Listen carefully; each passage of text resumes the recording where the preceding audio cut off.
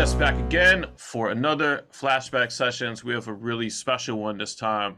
Um, what we're going to talk about this time is paper mache from Masai Bey. And this came out originally on Definitive Jux in 2002, almost 20 years ago, which is crazy.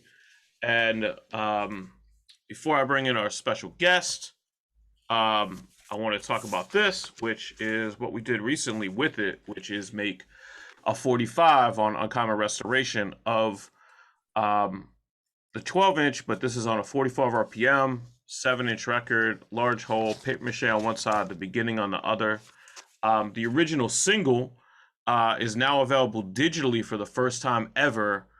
At least the entire single is for the first time ever is available on digital streaming services. It includes the Masai Bey produced Nonstop. I have an old live clipping of Nonstop that I had stored away, hidden here in the studio that we put on there too. So go to Spotify and check that out if you want to hear the full thing. 7 inches available on commonnasa.com. Make sure you subscribe to this channel. This is Flashback Sessions. This is the Uncommon Records channel on YouTube. We're pushing toward 800. Make sure that we get there. And that's it for intros. Subscribe.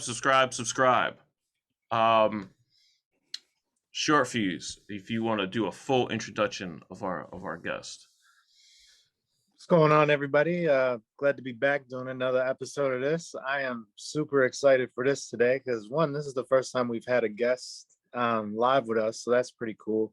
And secondly, I've told this man online a few times over the course of the years of us knowing each other that he was one of my rap heroes and one of my favorite rappers, period. So I just glad I have the opportunity to finally tell him face to face.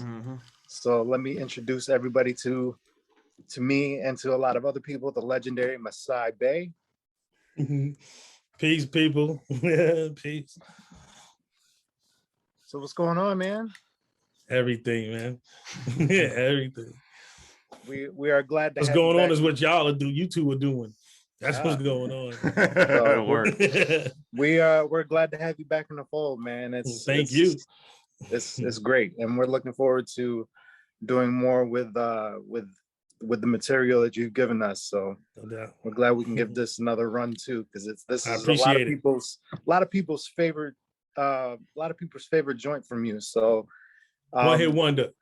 Yeah. Well, let me say this real quick before we even get started.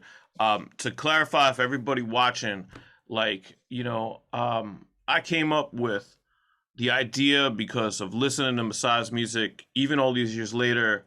Like, I was like, you know what? I'm gonna hit him up and see what's up, and I reached out and, am honored that Masai really, kind of granted Uncommon Records the opportunity to put out pretty much all of his back catalog, which is something that we're gonna do on the label. So it starts with paper mache, but it doesn't end with paper mache, and it really gets into a lot of his albums.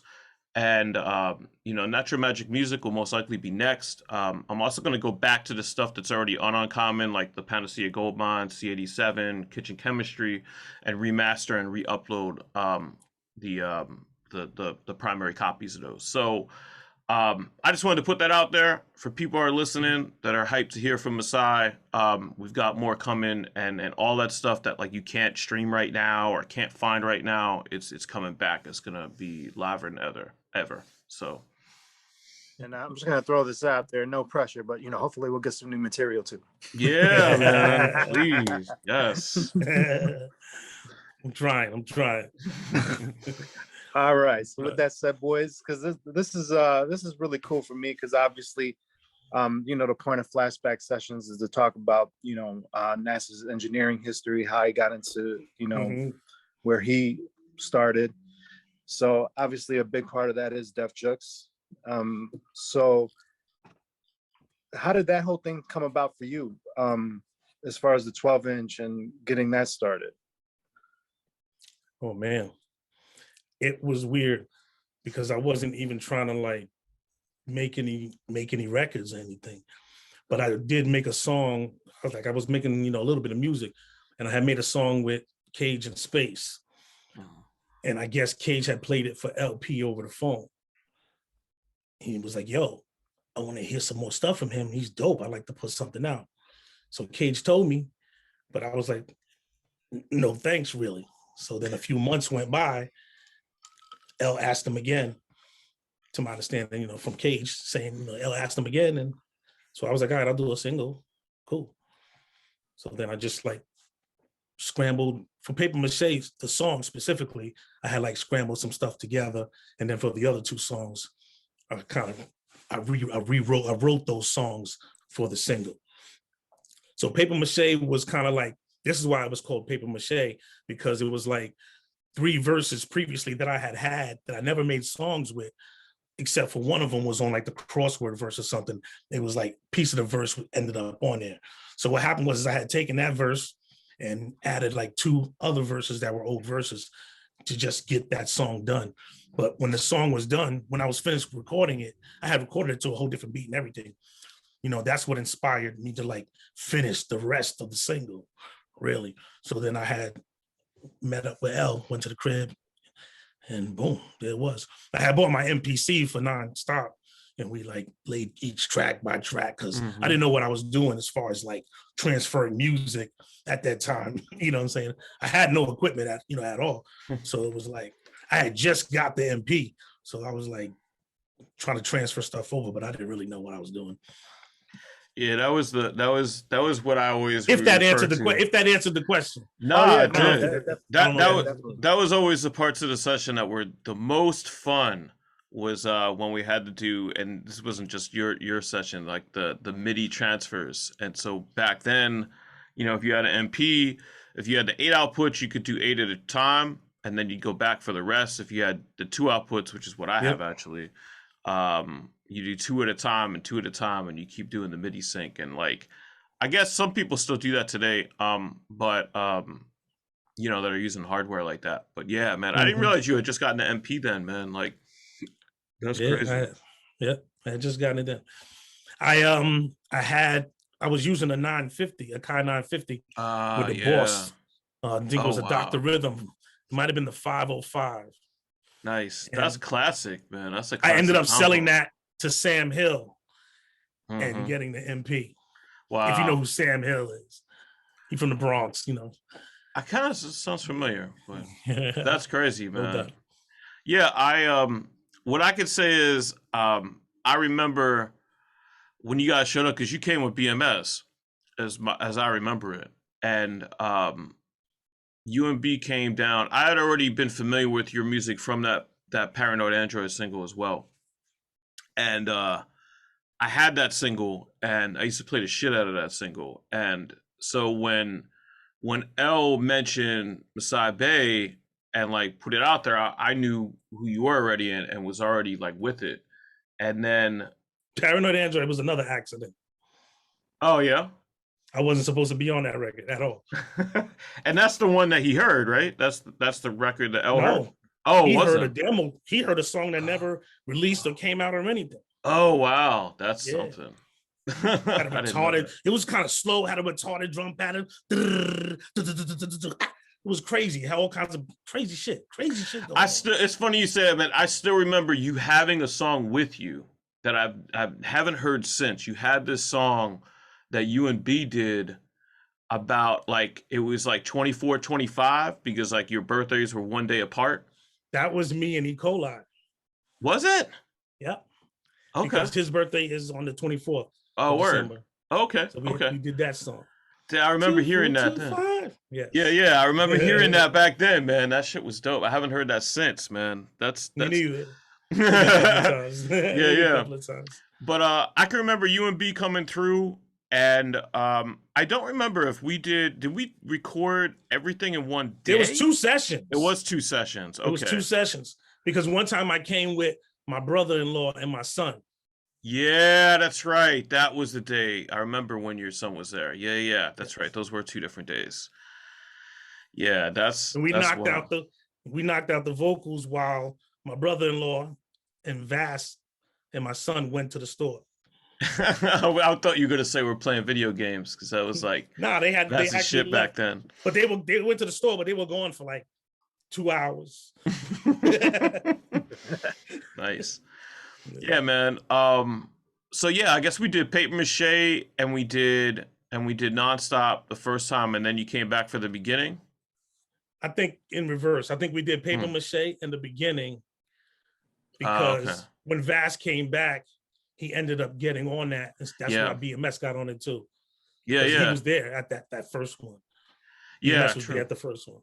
Yeah, I mean, I remember, I can remember, I put it to you this way, like I remember one thought that went through my head that I wanted to put out there and tell you because I thought it was an interesting thing for me to think at the time in retrospect. But I remember watching you and B write, or at least like finesse what you had written, you know, before you dropped. And you guys were like so different than anyone else that I'd worked with at that time, at least during that time period, because I just felt like you guys were super real. You know, like when I was watching you guys work, it was like this workman-like quality to what you were doing that was different than, and you kind of said it like, you know, just now, like, you know, everybody I work with at Jux was talented, was generally cool, but there was like this sort of like, you know, intensity to like, you know, trying to get on and trying to get famous to, you know, and it's not knocking it. It's part of where I've been through that myself. You know, everyone that does music is been in that place. But when you guys were working on the songs, it just felt so natural. Like, you know, it was just like, this is what we're going to do because we're going to do some dope shit and then move on and whatever it is. You know what I mean? And I had never really, since then I have, but like, and I'm kind of like that these days too, but like, I didn't have that maturity level then. So like seeing that like left a real impression on me. So I would definitely say that to you, you know? Well, the secret to that was B and I, that's my brother. We met when we were 16 years old. And the day we met, we were hanging out every single day, probably for the next 4 or 5 years or so. You know what I mean? Like, in fact, before the Paranoid Android and before the Paper Mache single, BMS and I were in a group. We were a group. We were a duo. Word. Yeah, we were called Degrees of a Prodigy System. Weird, nice. Yeah, man. He was dope. I was actually mediocre at best. It was his rhymes that made me feel like I have to step it up. I got to step my game up and get better, or else I'm just going to get left in the dust lyrically. So it was really me in the group. It was really me trying to keep up with him. Yeah. And man, I mean, you guys together always had a really good chemistry because you both had such a unique approach, you know, that has been sort of, it's been a little bit more normalized since then, you know, but your guys' deliveries were so ahead of the curve at that time, you know, but they were different from each other too. So I mean, and I knew of BMS from, you know, the Indelible single and that was like, you know, I've said this on the show a couple of times, like a year or two feels like an eternity, you know, when you're 19, 20, 21, which is the ages I was at the time. And so like, I feel like I knew about BMS a long time before that Jux era in like 01, 02 when I started to become familiar with you. But for all I know, it was like 8 months before, you know what I mean? But like, it was just interesting that I knew of BMS and I knew of Masai Bey by the time you guys came together. And then when we did the release on Uncommon, like, you know, it was like a full album of you guys together, which was exciting for me and still is. But but I want to get into, while we're talking about B and talking about the beginning, because we can go back to Paper Mache for certain. But while we're talking about the beginning, I wanted to bring up, you know, kind of the loose nature of like how that song came together. Because I remember, the way I remember it is that you and B were working on it, and then Vass was just there because Vass lived there and was in the session chilling, as he would for a few different sessions with people that he knew, and then ended up on the track. And I don't know whether that was the correct sequence of how it was or if it all came together differently, but I could remember, I don't know if you want to speak to this, I don't remember why, but I remember there being like a Bible present during the session, and that's how the Bible quote at the end ends up on that song, where Vass starts talking about like the breath of life and all that other stuff. Yes, we were What do you actually. remember about that? I remember that we wanted to call the song "Inner Heights," which translated from like ancient texts or whatever, from the beginnings of the Bible, is where we get what's the first in the beginning, kind of like in the beginning. Genesis, yeah. We wanted to call it Inner Heights, but then it ended up being called In the Beginning. Now, from what I remember of that, it was, I needed a verse for that song because L had played that beat, and Vass told me that beat was a Cannibal Ox reject beat. It was supposed to go on their album on Cold Vein, but then they didn't they didn't record with it. They didn't use it. So I was like, really? So why don't you just get on it anyway then? So he was like, cool. And that's when Vass wrote his verse. So I was like, B, you got a verse? I know you got a verse. You spit that verse that you kicked on the way here, because we was rhyming in the car. So when we got there, excuse me, he kicked the verse that he was kicking in the car. And that's pretty much what I remember. And it was done. Yeah. I just heard it crazy. I just heard it recently, and the line the one remark from you that always stands out and probably doesn't anybody knows that song is, "You got the raw number, Cheeto boy, don't call here ever." And it's just I don't know why I find that so funny, but I do. Nah, same. Every time I hear it, and I was listening to the single today, and I still chuckled like the first time I heard it, because it's delivered with such like swagger and disdain. for whoever the Cheeto boy is. Yeah. Well, I don't remember I remember when L made that beat, because I was in the room when he did.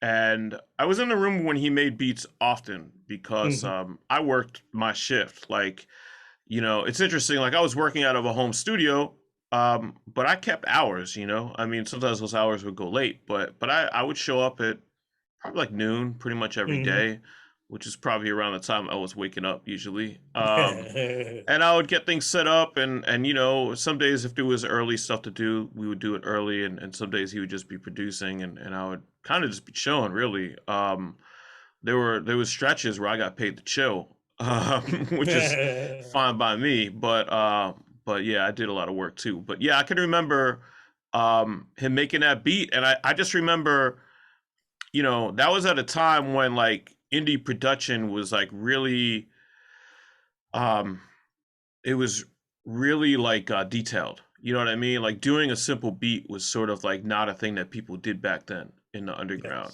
especially in our circles. And I remember he played the drums, and I remember he played the bass line.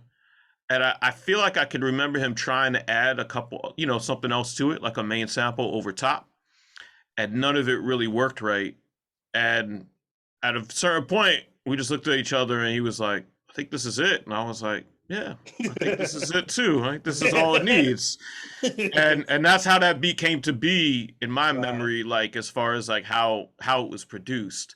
And it works, man. All these years later, again, like, the single was ahead of its time in ways that you wouldn't expect, because in 2002, everybody was trying to like one up, you know what I mean? And like now, if you listen to indie hip hop, a lot of beats are minimalist, yes.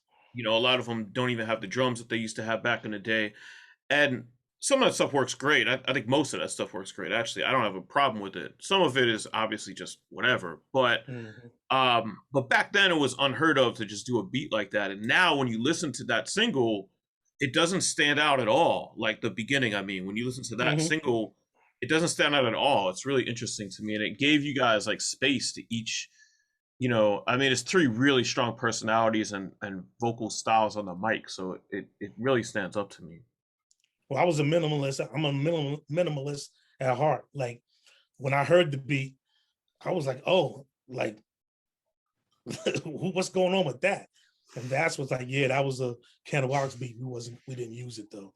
He said that's what he told me. It was a Cannibal Ox throwaway beat. I was I like, are don't- you serious? I don't remember that, but that doesn't mean that it's not true because it was 20 years Mhm. ago. But I don't remember that being the case. But I wouldn't know every single beat that they had ahead of time. You know what I mean? Mhm. So Okay.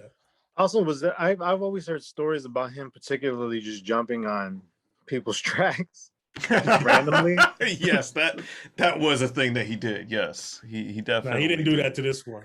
I invited him. Nice. Yeah, I mean, we were all present when Vass was on it. He didn't sneak in there afterwards and put himself on. Not that he ever did that anyway, but he was a social. Yeah.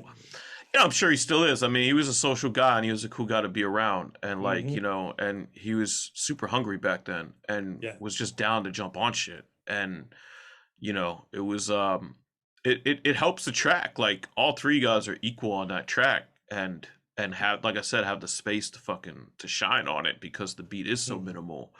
Um Everything on this single is like, has like multiple listens to it. Like I could listen to this shit. That's why I thought like the 45 made sense, because like, with Uncommon Restoration, a lot of like the 45s we're doing are specifically for stuff that was never put on vinyl. Mhm. Or maybe came out during that weird in between vinyl before streaming period. Mhm. But I thought this was just so memorable that it would work as a 45, and I think it does. Mhm. Thank you, Um, sir. Sirs. yeah, man. Mhm. With I want to touch on something that you mentioned earlier because you said that um a lot of this happened on accident. Yeah. It wasn't really in the game plan for you. So in that time, was it just were you just trying just practicing your craft and just doing it for yourself and weren't really planning on taking it further at It was that more point? for Or myself. yeah. It was just something you did because I just grew up hip hop.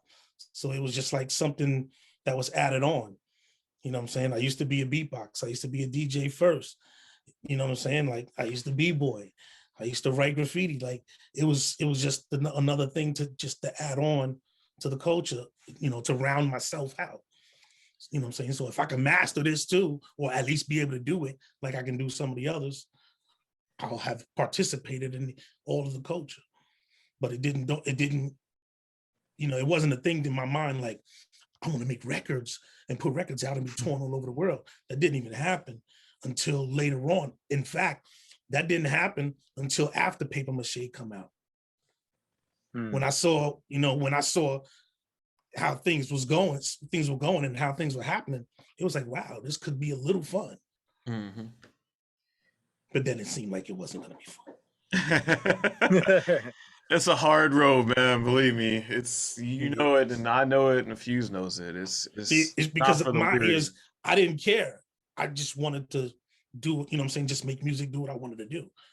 I didn't care. This is why this is why that single probably sounds the way it does. Mhm. So it may have come off kind of like, who the fuck does this guy think he is? But it was like, I'm the fucking best. I don't care. Yeah. It was kind of like that. Yeah, I kid.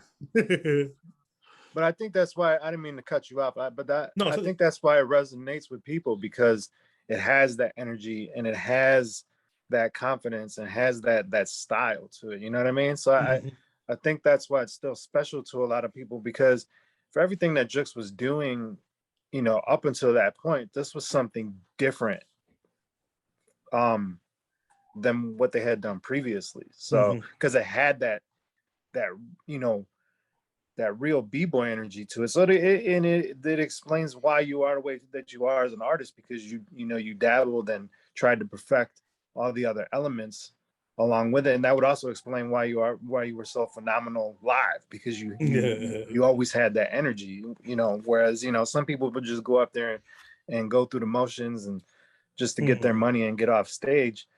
You were always like, no, I'm gonna give people the best show I can give them, so that way they remember me. So that translates to Thank you. that music specifically. So yeah, that makes a lot of sense. yeah, it's definitely a vibe of like, yeah, I'm the best, but it doesn't come off like some of the rapidy rap, like battle rap type records, it just becomes about the person, like, you know what I mean, and it doesn't translate. But like when I hear what you're saying, it feels like, you know, you're speaking like for the listener, you know what I mean, and it Mhm. gives them that Yeah. confidence. So it is a different approach, man. It hit the right balance, you know. Mhm. So into Paper Mache, the A side, you know,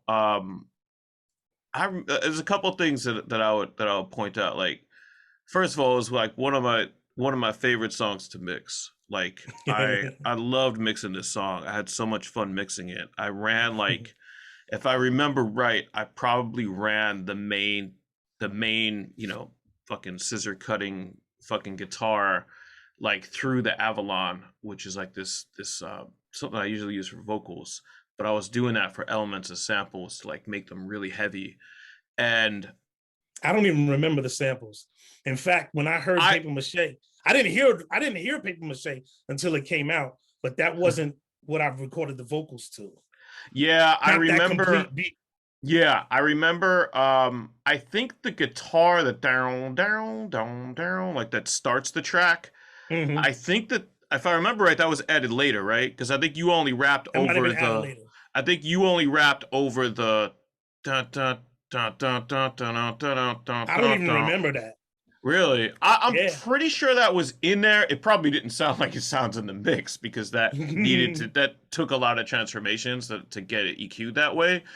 Um, I know the sample's on there, as I always say. I don't Mhm. sample snitch, even 20 years Uh-huh. later. But yeah, it's surprising what those samples are. A little scary. But yeah, those guitars I think got added later, and I can remember loving the main synth theme of it so much. I remember when he flipped the guitar, I was like super uneasy about it because it sounded different. And then once I got used to it, it totally made sense. Mhm. I actually really liked it a lot. But yeah, that was one of the most fun times mixing, man. I love that single right from the beginning. And Mhm. one thing I remember about recording you in general that was an influence on me as a young MC myself is watching you do ad libs. Um, and I don't know if you ever put a lot of thought into your ad libs. In my impression is that you did, because I remember you were one of the first people, if not the first person I saw that would go into the booth after you did your verse and then do like ad libs at like a higher register, you know, Mhm. on purpose. Mhm. So can you talk about that a little bit? Like, you know, just like, you know, I know that that's not something that people usually put a lot of thought into, but you were one of the first people that I recorded that put seemingly a lot of thought and a lot of precision into your ad libs. And as Fuze knows from working with me for a long time, like that's always been really important to me is making sure that those are trimmed right, and I'll copy and move stuff over and all that kind of shit. Like it's a big part of my production style. So can you talk about like you know like if I'm right on that, you know, did you put a lot of thought into that, or is that just something you Hip naturally did hop. that I picked up on? Hip hop, contrast. Public Enemy Mm-hmm. taught me contrast. When you look at Flav's voice compared to Chuck's voice, when you look at Q-Tip's voice compared to Fife's voice, I Mm-hmm. almost kind of wanted it to almost sound like it might have been another person doing the ad libs for me, Mm. Mm-hmm. in a sense. So just to That's give it a yeah. different contrast so that it wouldn't be so like monotonous or monotone, something else a little higher to change they could bounce off of each other as opposed to just the ad libs just saying the same words or the same sentences at the same time. Then they say the Mm-hmm. same thing Mm-hmm. the same way. It wouldn't add anything to the mix really. Well, that settles it. I need to go back and do all my ad libs for everything I've ever recorded. You should listen to me. there are songs there are songs that I recorded with a higher register, the lyrics, just the verses, a higher register, and then recorded the verses with a lower register. Like, I'm going to use these as the ad libs, but it turns out one of them was better than the other, so it ended up being flipped. So now my ad lib track is actually main track. You know what I mean? So some songs, it ends up like that. That's ill, man. I think a lot of people forget that, you know, the studio is, I tell people this all the time, the studio is where magic happens. You're a magician. You're a fucking wizard. Like Yeah. this isn't a live show. You're manipulating these electronics. in order to create a great record. And Mhm. a lot of people, I think, forget that, like, you don't have to be your rap voice on every track. You know, I have done that for almost my whole career, particularly on choruses. You know, I'll do a higher register and a lower register and then sync them underneath so that it sounds Mhm. thicker. And like, that's not a trick that, you know, is new, is that old. I mean, people have been doing that for years and years and Since the years. But 60s. Yeah. yeah, exactly. Yeah, you know, like Mhm. regular rock and roll Mhm. or vocal performances, that's just what you do. And so Yeah. the voice rapping is no different. I mean, Mhm. you know, obviously it's going to work better for certain people's Some voices than people. others, but you know, but it is certainly something to be done, man. I found that really interesting. Um, what do you remember about, you know, is there anything you remember that you wanted to throw out there in particular about like those sessions and working in Carroll Gardens, Brooklyn in It 2001 or 2? was kind of weird. It was a new experience because I mean, I had, I've been to studios before and went and made music before, but this was just something real different. I can't really even explain it, but it was just something different than what I was like presently doing, right before that, you know. I guess it was more of a hands-on thing. For example, Cage and we were in a group. So it was like, I was like the second MC. So I would rhyme sometimes. That was my goal, was to rhyme sometimes.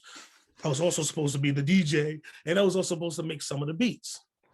You know what I'm saying? So it was Mm-hmm. like, but when with the paper, like making the paper mache, doing the single, it was kind of like my brain was a little more focused on what I have to do, what I'm gonna do right now. So I don't know if that answered the question Mm-hmm. or if I went somewhere else. No, not at all. That's cool. I mean, you had mentioned before that that you had just gotten an MP. Was Nonstop like an early beat of yours from the MP, or Yes, okay? Nonstop was an early beat. Yep, that was an early beat. Probably How like the second or third beat. wow? How long before did you make that? Before you ended up recording it with me? Nonstop in particular, Yeah, yeah, Nonstop. probably a week or two. Nice. Um, Because I so only made a not couple of beats prior to that with the MP. So what I did, what happened was with Nonstop, I had made a beat with it. I had made that beat, but then when we were going to record the single, that's when I went back and changed a few different things. hmm Yeah, I could that's go ahead. It's almost no, like I took it a little more serious. I took the beat a little more serious that it was going to have a home and get heard. go ahead, Yeah, Fuze.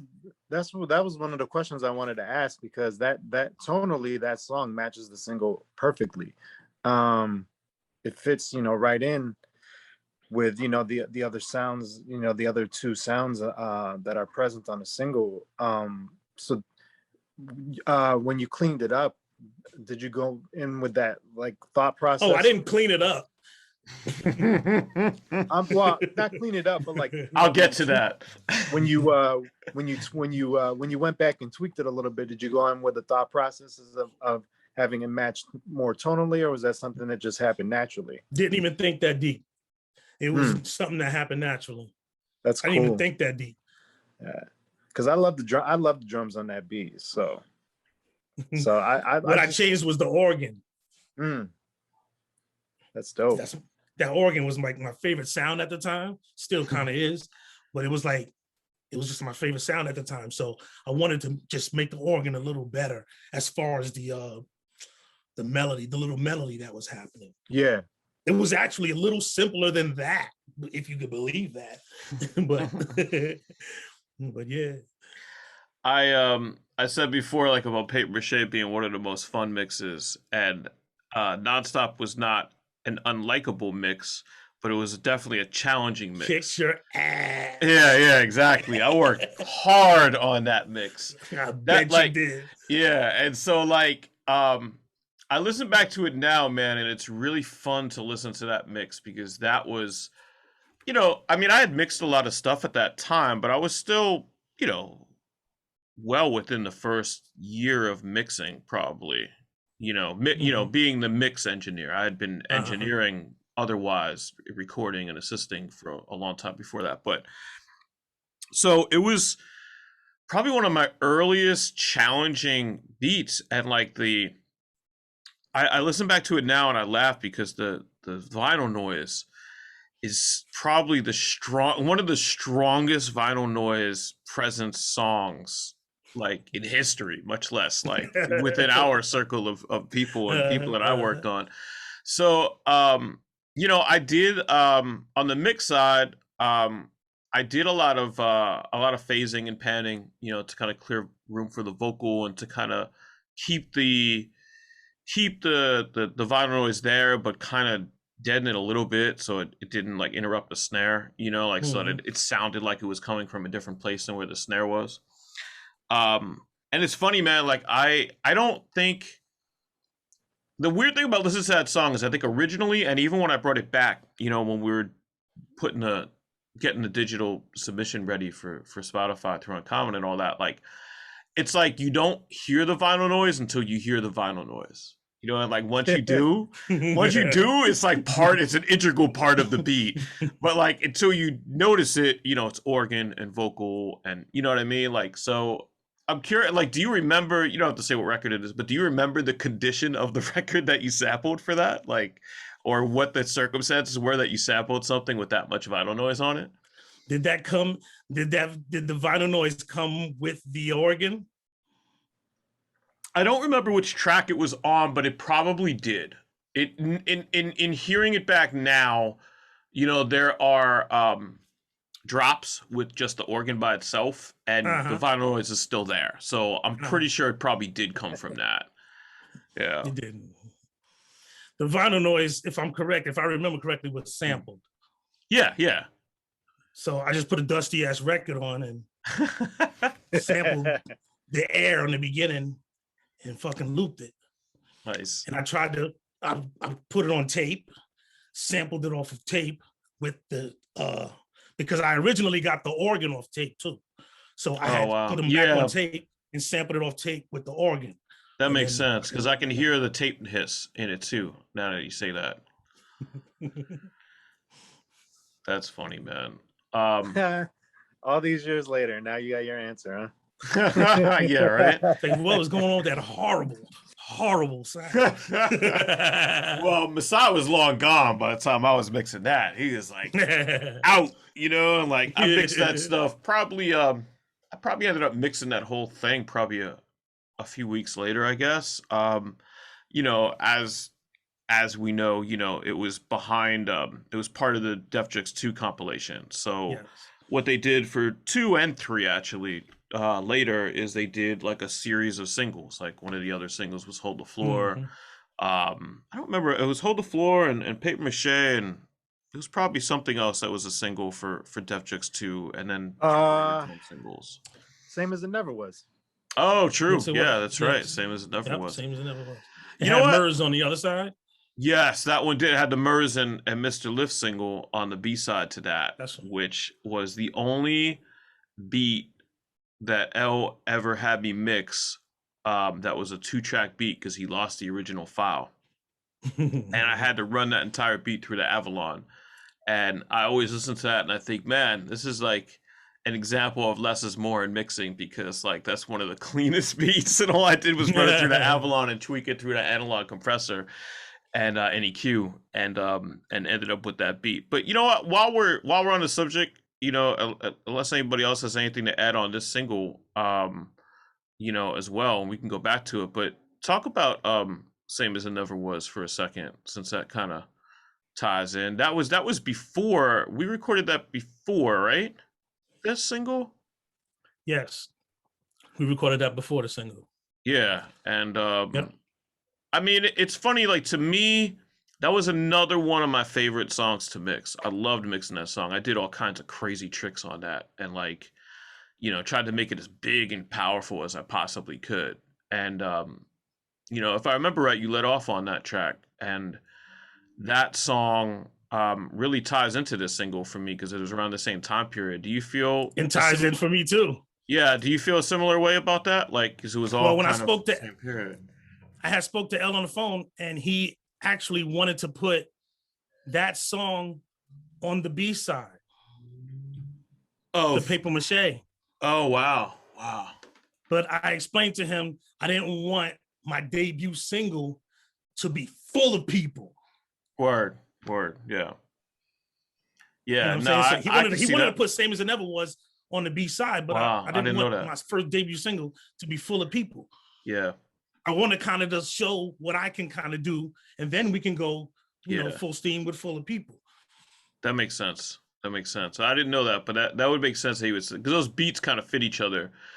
Yeah, aside from all the cameos, Same As but It Never Was almost a Masai Bey song and not a Weatherman song. that explains though, because I always saw it that way. Because the way you set it off and the way that you fit on that beat, it reminded me of Paper Mache and the way that you fit on those beats. So like it does feel like I think of you when I think of that song. So it does make sense that would fit on that. Um, I had another question. Let me try to think of it. Take it, Fuse. I'm just back to you. Back to you, sir. Normally I'm very talkative. I'm just sitting here fanboying out. This is really cool for me because I got stop it. I got some Stop it.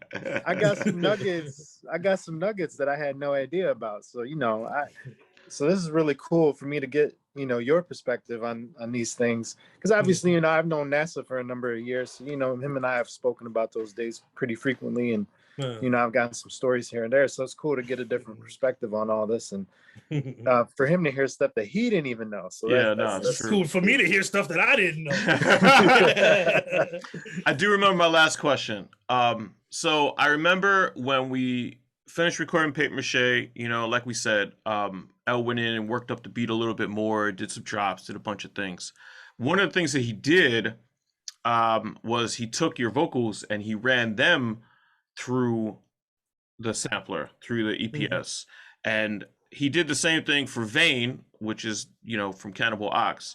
And I remember when he did that, he was super hyped about that style, and it really worked for Vane. And like people hadn't really been doing that at that point yet. What did you think when you heard? Because that was like fresh off of like Cannibal Ox's album had come out, but it was only about like 6-7 months ago when we were in the depths of recording that when we started working on your stuff. So like it was fresh in his mind that was a technique he wanted to use, and I know that he was kind of like really into it. So I'm curious what you thought when you heard it, and when you heard it that way, chopped that way.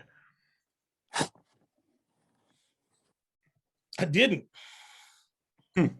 Because I was in artist mode. I was thinking, I don't remember the beat sounding like this. That's all I could think. I don't remember the beat sounding like this. Not that it wasn't good, but it was just something different about the groove that wasn't there when I recorded the vocals.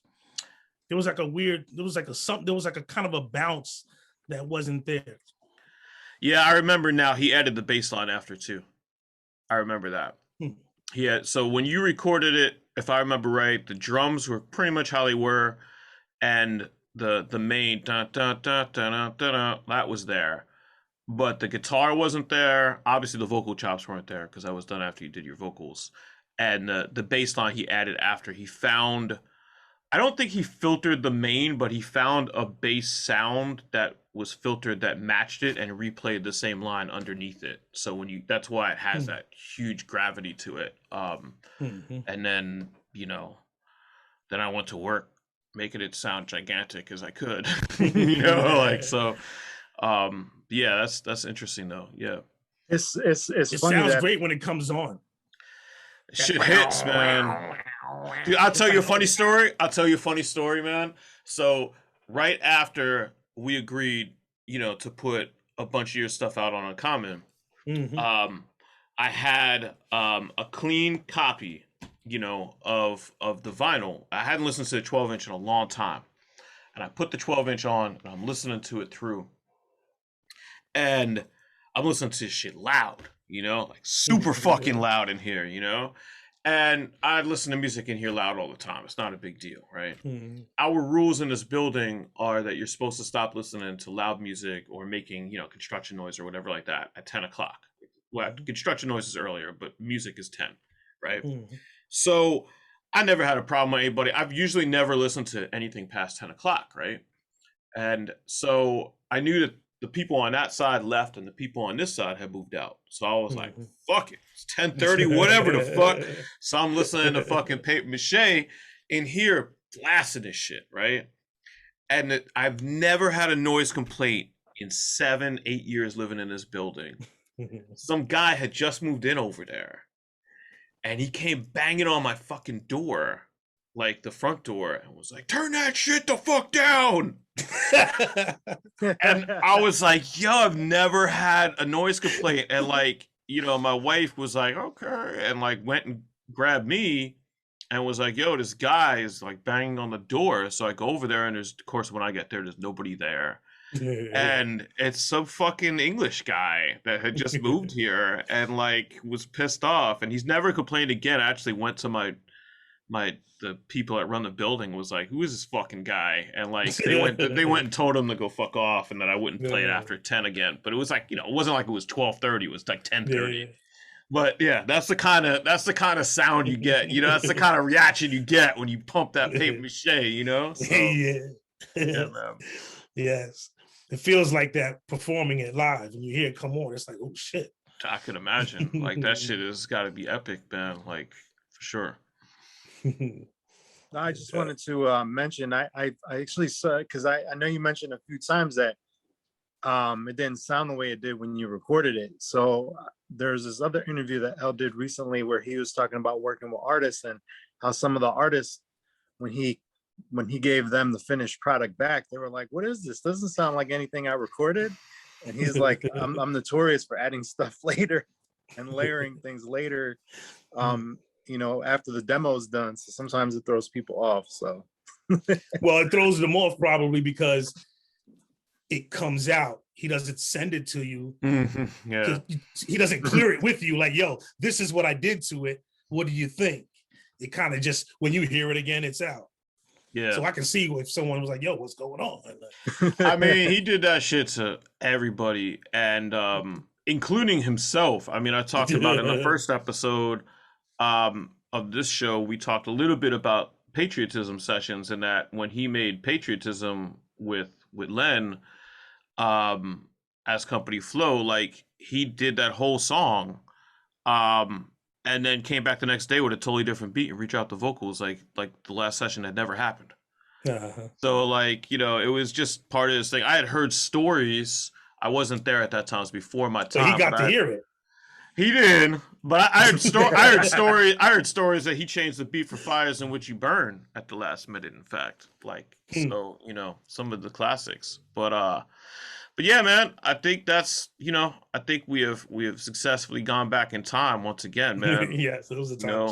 This is, it's been good, man. I'm so glad to see you again and to be working with you again, man. It's, it's been a long time coming, and, I'm at that point where I really want, I said this to you before, we went on officially, like, I'm at that point in my life where like I want, to kind of record some history of what took place and get some of this stuff documented before time forgets all of us, like as pleasant as that sounds. But I mean, these are memorable sessions, and this was certainly a memorable session. And well, thank you for having me, man. Thank you, both of you.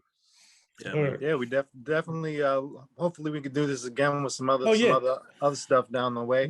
And I just want to say, and I know when I say this, all the people that online are saying, "Oh, I have the Paper Mache 12-inch. Go get the 7-inch. You don't have so what? You don't have the 7-inch stuff. But what about the 7-inch stuff? Everybody wants to prove that they were there 19 years ago. I got the 12-inch. I'm good. It's like, all right, well, yeah, but that already happened. What about now? I know. What about now?